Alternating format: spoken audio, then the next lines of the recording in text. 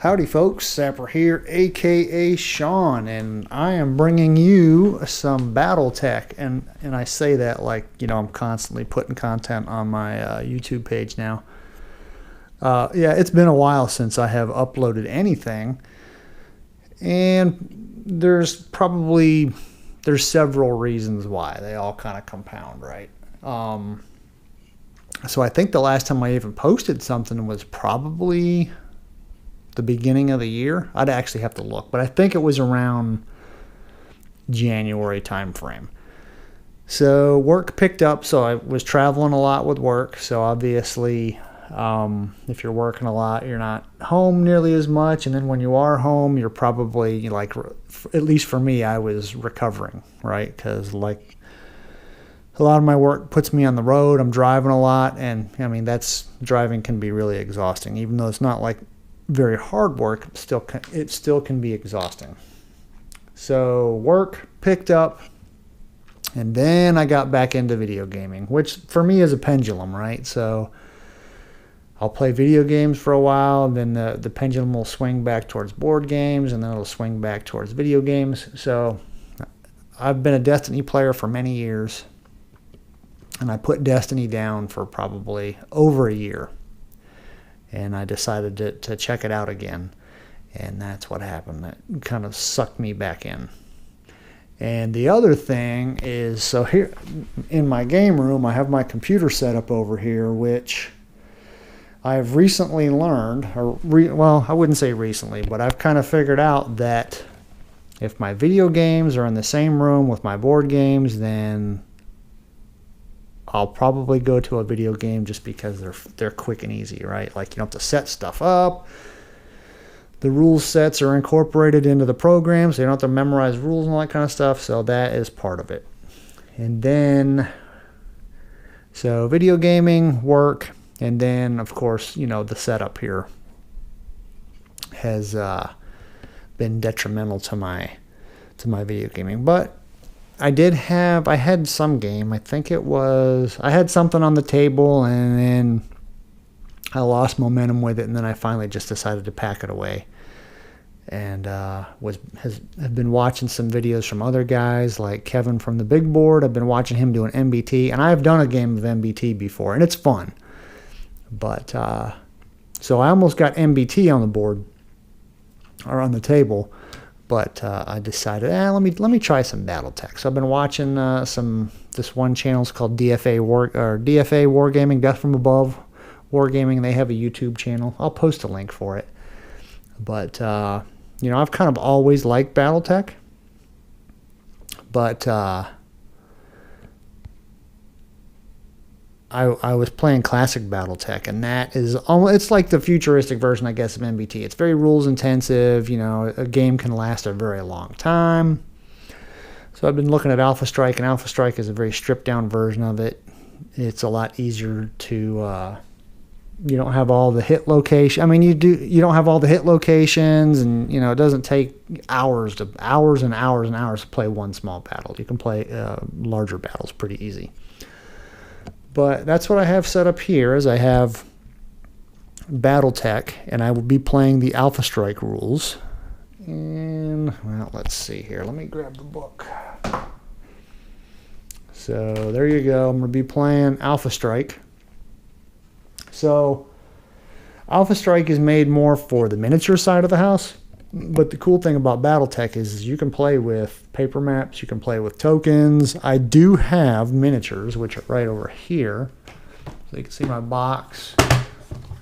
And I've got some tanks and stuff down in there, and then I've got some more tanks.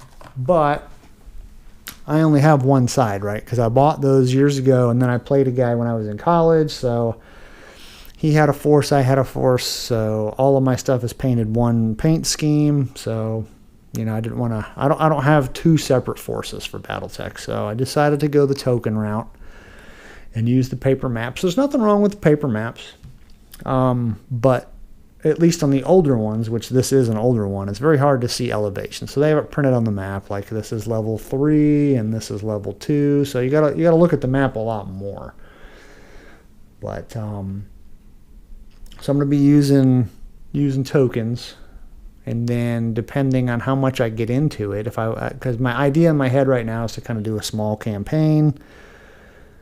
If I stick with it, maybe I'll buy some more miniatures and then do 2 different forces.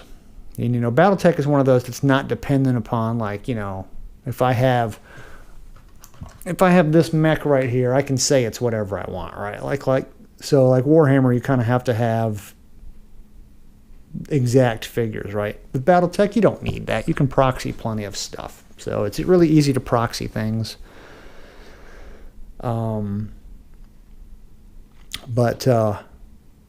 So I guess what I'm going to do is I'll go ahead and introduce the sides and then kind of give you my idea of where I'm going to go with it. So on this side, so we have the Draconis Combine. This is a local defense force, right? So over that way, I'm going to say that there's some kind of factory, resource harvesting equipment, whatever. It's going to be a factory that produces some kind of valuable resource that the other side wants.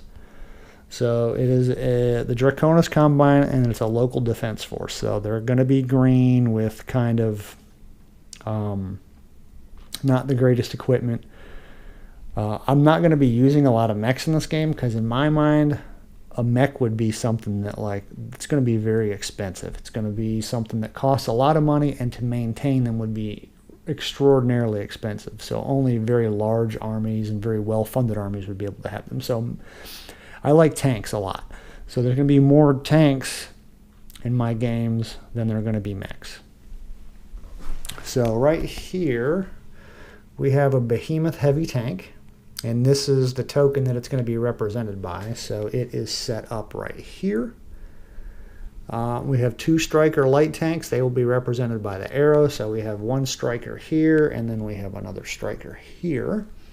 We have a Maxim Mark II transport with 4 squads of Raiden battle armor. So the transport is represented by the yellow arrow. The squads will be represented by the yellow cubes. The squads start loaded in the transport, but there's the transport. And you can kind of see this is like a canyon. So the pirates, which is the other side, spoiler alert, pirates are coming in this way. And then the LDF, Draconis Combine LDF, is going to be on this side.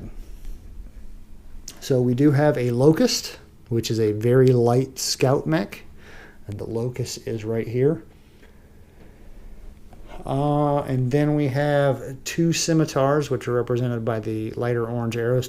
Scimitar Mark II, and I believe I think they're light tanks. So the Scimitars are over here, and they're hover tanks. Then for the pirates, they're going that way, and they're trying to break through the lines over here. So we've got 4 J. Edgar light tanks with pirate modifications. Not really, but so they're represented by the gray or the smoke arrows. We have 2 Scorpion light tanks, which are the light gray. We have a motorized platoon that are mounted on flatbed trucks. Think of Mad Max, right? When you think of when you're thinking of the pirates, we're kind of thinking Mad Max, right? So we got flatbed trucks with dudes just hanging all off the sides, right? So we have 4 squads and 4 flatbeds. So the flatbeds are represented by the arrows. The squads are represented by the cubes. So we have 2 and 2. And then, of course, they're mounted. So I've got the cubes off the map. Then we have some beast mounted infantry. So we're on some planet somewhere out in the universe. So you can think, if you want to think Star Wars, they might be banthas or dewbacks. It is kind of a desert-looking planet, so yeah, they're banthas or dewbacks, one of the two. So they're represented by the brown cubes, which are right here. And then we have some mountain infantry, 3 squads of that, and they're here. They are not going to start on the board, but we have these blip markers, which you can kind of see the blip markers. So what I will do is, I haven't quite figured out how I'm going to do it yet, but I think what I'll do is at the end of every turn, I'll roll a die. And if I get within the range that I'm looking for, I have the option of placing either the beast infantry or the heavy mountain infantry on one of the spots. If I don't, like let's say I roll this one, and I get a successful roll, I can place there. If I don't really want to place one there, then I will delay the entry of that unit so that I can get a more favorable position. So that's pretty much, I think, how it's going to go. I do have the cities and roads pack, which I'm going to be using here. So this is a canyon. So it's actually, well, I mean, this whole thing is a canyon, but this is even lower than everything else. And you can kind of see that it butts up to here and goes all the way over to the here. So I've bridged it. So that's the bridge. And then these are like the barracks. Kind of like barracks or whatever for the local defense force. So that is kind of how it's going to go. Let's see, are there anything special? The Behemoth doesn't have anything special. It's got a searchlight, can do indirect fire, has a turret so it can fire 360. The Strikers have external combustion or internal combustion engines, so they don't have like a fusion reactor that can blow up like a mech does. They can do indirect fire turrets.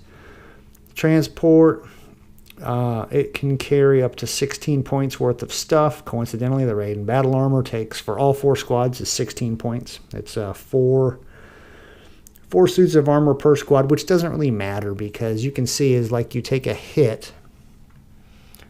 So that's the armor, and then the little gray square is the structure. So it's got 1 armor point and then 2 structure points. So basically 3 points of damage, and a squad is dead, right? So that is basically 3 points of damage per squad that the raid and battle armor can take. And it's the same for all of these. So you have, let me look at this one. That is,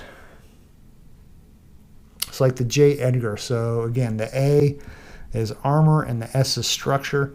So it's got 2 armor points and 2 structure points. So once you get rid of all the armor and you hit the structure, then you can roll critical hits. I did modify some of the values on some of the stuff for like the pirates, like the J. Edgars. I think I may have given them 1 less armor point, and I've modified the skill values and all that kind of stuff to kind of reflect that they are pirates. But I used the master unit list to kind of figure out what I wanted and then adjust. The LDF, the Draconis Combine LDF, does have a point value of 215. The Pirates have a point value of 150. And in my mind, the way I'm kind of looking at it is I'm looking at kind of like a mini campaign where we are developing this. It's a company minus, basically, is what it is.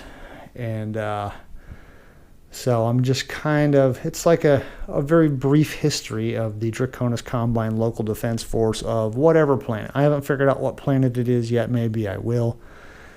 But it's just kind of like a very short snapshot of, a week, month, year, whatever in the life of a local defense force on some backwater planet that's out in the middle of nowhere protecting things that they don't understand why they're protecting them. So there you have it, folks. Yeah, it was a little bit long-winded. Hopefully I'll get this game. I don't think it's going to take too long. I haven't done Alpha Strike before, but I'm pretty sure it flows pretty fast. I'm not using a lot of units. I don't really have a lot of victory conditions set up for it yet because I kind of wanted to just, dip my toe into the pool and kind of see how it works. So it's going to be a very basic almost meeting engagement, right? Where pirates are trying to take stuff that doesn't belong to them, and the local defense force, which is green and untested, is going to try to keep the pirates from achieving their goals. So anyway, there you have it. Let me know what you think down in the comments, and thanks for watching.